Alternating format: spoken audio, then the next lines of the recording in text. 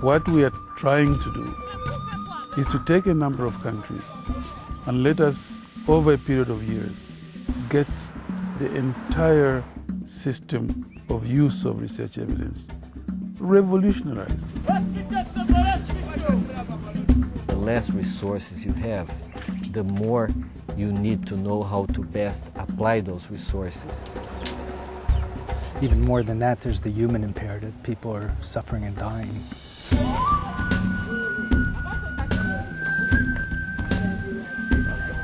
Over the coming years, a new project will try to revolutionise the way health policy is made in Africa. The problem now is that often we're not using the research evidence we have to inform important decisions about how to organise and finance, govern our health systems. The culture of using research evidence to inform policy and action does not quite exist. So we need to build this culture so that policymakers as well as researchers recognize that this is a very important way to go. Policies that are well-intentioned and well-meant can actually do more harm than good if we're not implementing them based on evidence.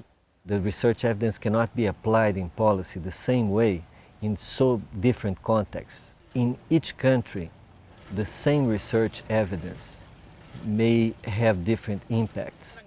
For the decision maker, for the policy maker, it's very difficult to know which one is the best, because sometimes you have two different research results.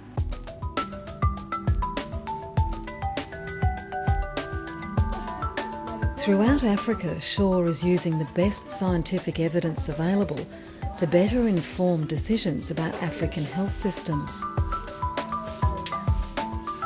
SURE is making it possible that countries exchange best practices, experiences, success and failure, and what works best in each different context. What is missing and what SURE is going to provide is the guidance that comes from research. The guidance that says this will work because we know it works. This will not work because we know it doesn't work. It will change the way policies are made in East Africa.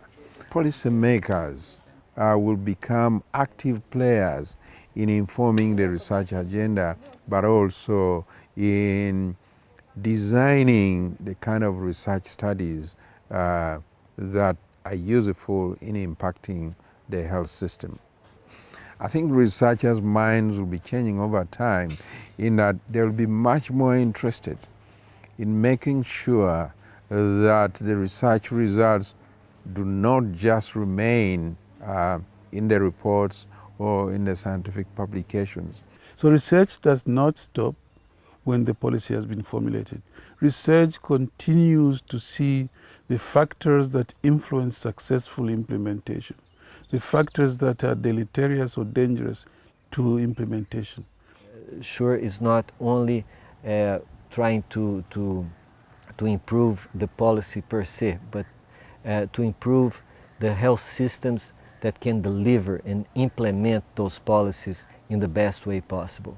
I used to say that people don't get sick at the global level or the regional level, they get sick at the local level. And that's where the health system has to be effective in delivering solutions that will really improve the health situation of the populations. The SURE project will collaborate with and strengthen existing networks like EVIPNet and the Regional East Africa Community Health Initiative. SURE is acting as a big support to the initiatives that already exist. So SURE is not creating new initiatives, but it's really developing the conditions that can make those existing experiences at the country level and at the regional level in Africa to advance and to progress and to really be effective. We're not replacing those networks in any way, but it's to support those networks. And so the funding is to help us to develop the tools that will be used by the EVIPNet teams and by REACH to do the work that they've already started to do?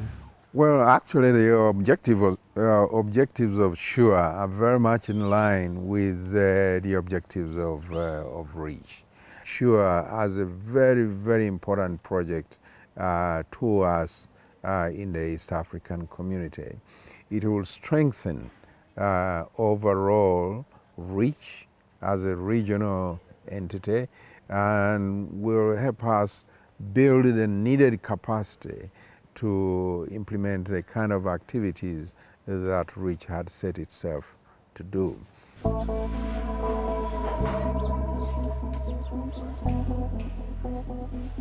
It's early days, and I don't think we know yet what's going to work. I think we've got a lot to learn, and that's what we're trying to do. I think in the 21st century, we are beyond that stage where we try to guess. No matter how intelligently we do that, we don't need to guess when research has given evidence in support of certain measures, against certain measures. Why not use it?